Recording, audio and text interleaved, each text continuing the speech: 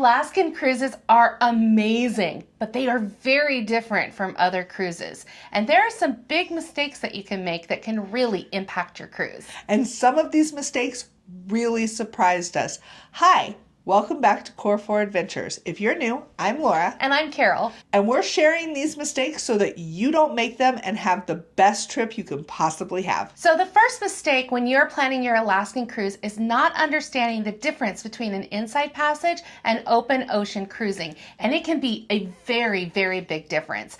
First of all, the inside passage takes you up the coastline of Alaska, and it'll be between the barrier islands and the mainland. And this gives you a natural protection from all of the open ocean. And it also is going to give you a chance to see better views, better wildlife, and even some amazing scenery.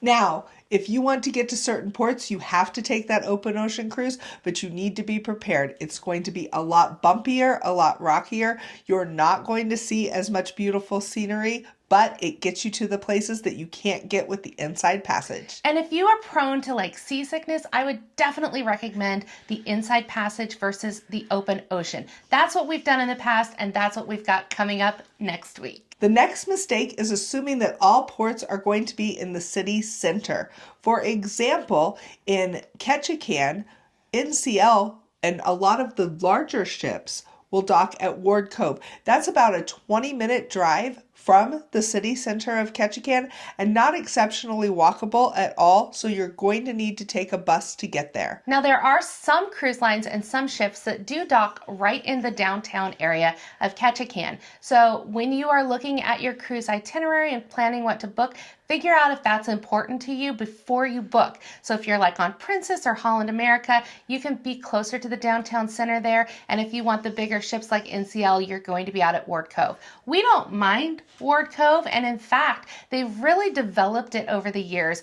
They are getting ready to open up an entire Great Alaskan Lumberjack Show location right there at Ward Cove. And when we were booking our tickets, we booked it for there. It's opening this year, so we can't wait to check it out. That's going to be so much fun, and it's going to be in a different location, so it will feel different. But again, we wanted our special guests to be able to experience the Lumberjack Show, so we wanted to go to it when we were in Ketchikan. You also have to be prepared when you are docking at ports that sometimes it's not easy access. So if we are docking in Skagway, they've had a rock slide over the years, and you have to take a shuttle for safety reasons to get you from the ship into the town, even though it is within walking distance. So just keep that in mind as well. I think that's true for Juneau and Sitka as well. So keep that in mind. It's not always right there in the city center. You might have to be reliant on some transportation to get you where you want to go. And just plan that into your day. Give yourself plenty of time and think about those logistics in advance. This next mistake is incredibly important.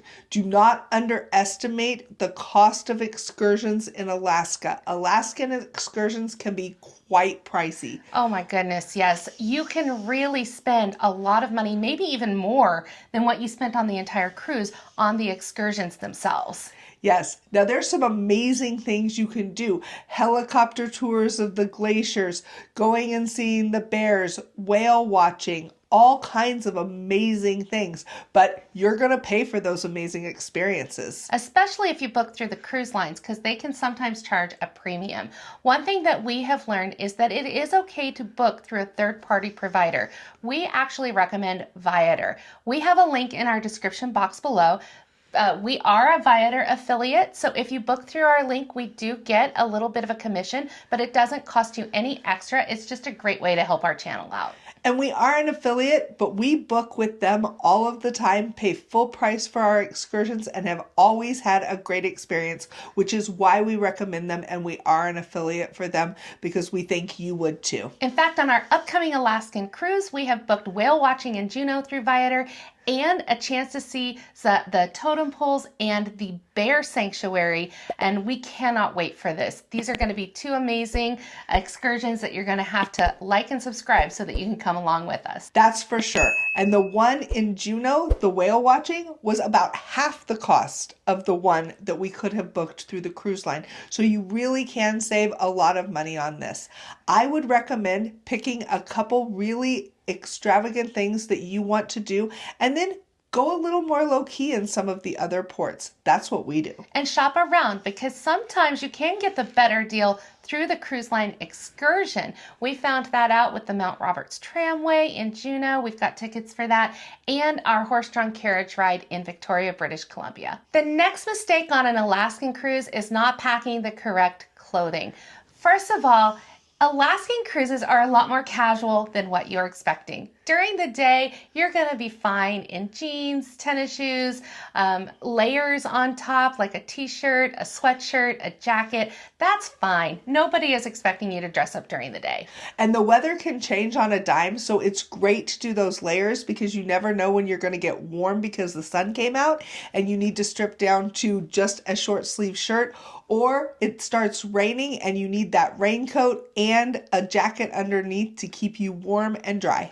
Definitely make sure that you bring hats and gloves along as well, especially if you're going to be near the glaciers. On our glacier viewing day, we were freezing and we needed all of that with us. But something you don't need with you is to bring a ton of swimwear. Now, we're each going to bring one swimsuit for the hot tubs, but we're not going to get in the pool on an Alaskan cruise. It's just going to be too cold. Now, another thing that you can think about is maybe scaling back on the dressy outfits. We're doing that ourselves. We're going to bring like one really fancy outfit and a couple like nicer outfits for the evenings. But again, an Alaskan cruise, what we found is a little bit more casual. So you can relax and enjoy, especially if you're on NCL. And don't forget, you can rewear outfits. The cruise lines often have a special about halfway through your cruise where you can do a specific amount of laundry, like a bag that you can fill up for a given number of dollars. And we often implement that so that we can save space on our packing and we don't have to bring too many things. And let's be honest about those evening outfits. You could wear them more than once without having to wash them because you're only going to be in them a couple of hours at a time. Yeah, definitely use your best judgment when it comes to your packing plan for an Alaskan cruise. The next mistake is expecting that your excursion could never get canceled. You just don't know what the weather's going to be like, and it happens more often than you would think, especially on things like whale watching tours and the helicopter rides. If the weather's too bad, you can't go out of port and you can't go up in the air. It just is a fact, and you just have to accept it. Now, it is something that I think people can get really disappointed by, especially if that was like the number one thing that they were looking forward to on an Alaskan cruise. And our best advice is just have a backup plan. Go into it knowing that if it happens, you're going to be really happy. But if not, you understand that safety has to come first, and you can't control the weather, and neither can any of the tour operators. And of course, you don't want to go out in a dangerous situation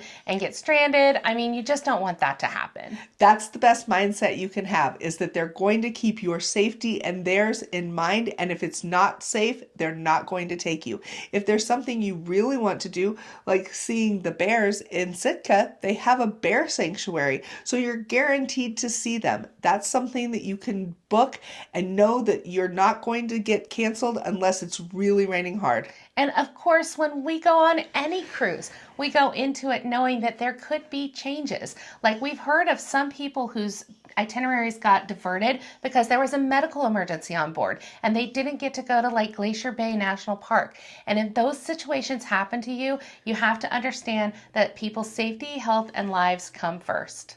And you never know what's going to happen. This wasn't our Alaskan cruise, but on our very first cruise to the Caribbean for my birthday, on my actual birthday, they couldn't take us to the private island because the waves were just too big for the tender. So you just have to accept it. You can have a horrible day and pout the entire day and be miserable, or you can make the best of it and have a great time. It's all about choosing your attitude. And if you've watched us for any time at all, you know that we typically try to approach things with as much of a positive attitude as we can. Another common mistake that people make when they book their Alaskan cruises is not understanding that the sun's going to set way later than what you are used to. Sometimes it can set at like 10, 11 o'clock at night. It can really throw off your circadian rhythms and affect your sleep patterns. But it's also got some pros with it, because that means that it's lighter longer and you can enjoy that beautiful Alaskan scenery so much later into the evening. You have to think about how far far north it is, and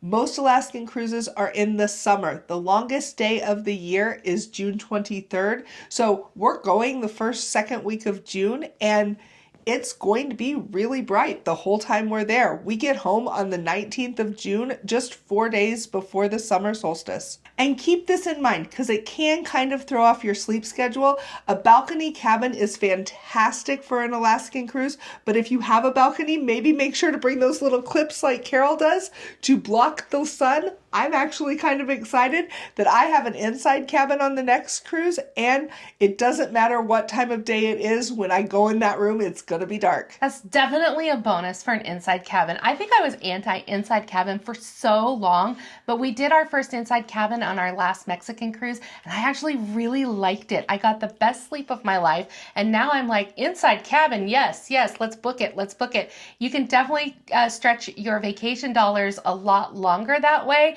and you can always bid on a balcony like I've done for the Alaskan cruise. Ooh, fingers crossed that we get it. The nice thing about having an inside cabin is you're going to spend more time in the actual ship instead of your room.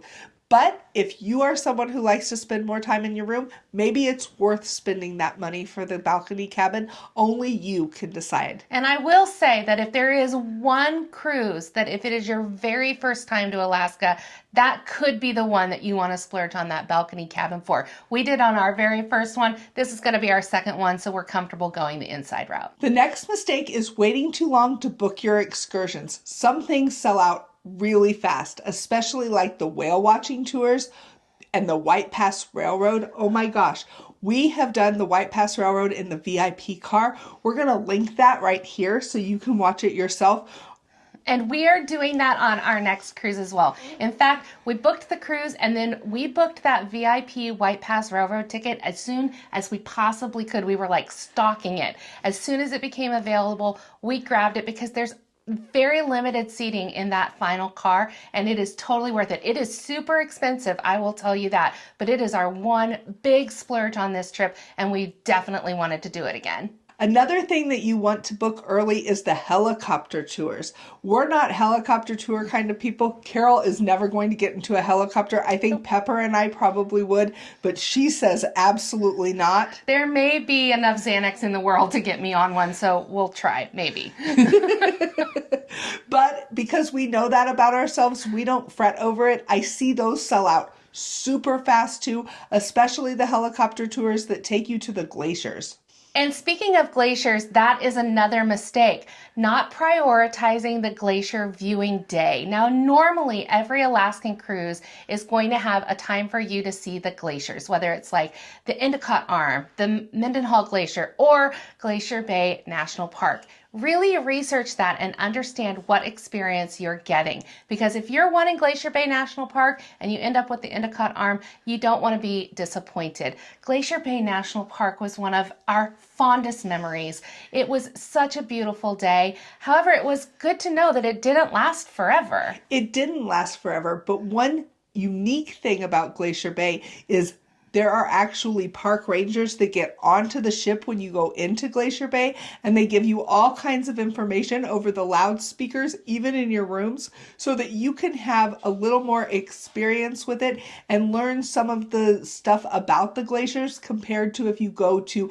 Endicott Arms or Dawes Glacier or Mendenhall Glacier. Those are all great glaciers, and we're kind of disappointed because we were originally supposed to get to go to Endicott Arm and Dawes Glacier, but they changed our itinerary, and that's just part of cruising. So you got to just roll with it, and we are going to get to see glaciers, which is the most important part. But again, do your research because it is really important to understand what you're getting out of your cruise. If you want to see a glacier, make sure that you book it so that you get to see that glacier. And the next mistake that people make is letting their expectations be too high, because animals, wildlife, weather, Alaska, cruising, all of those things are variables that can make it so that you don't end up getting to do the things that you want to do, and you've got to be prepared for that. Yeah, definitely be flexible in whatever your expectations are so that you're not disappointed. Of course, the overall experience is going to be incredible. I love Alaska. If you're not a cruiser,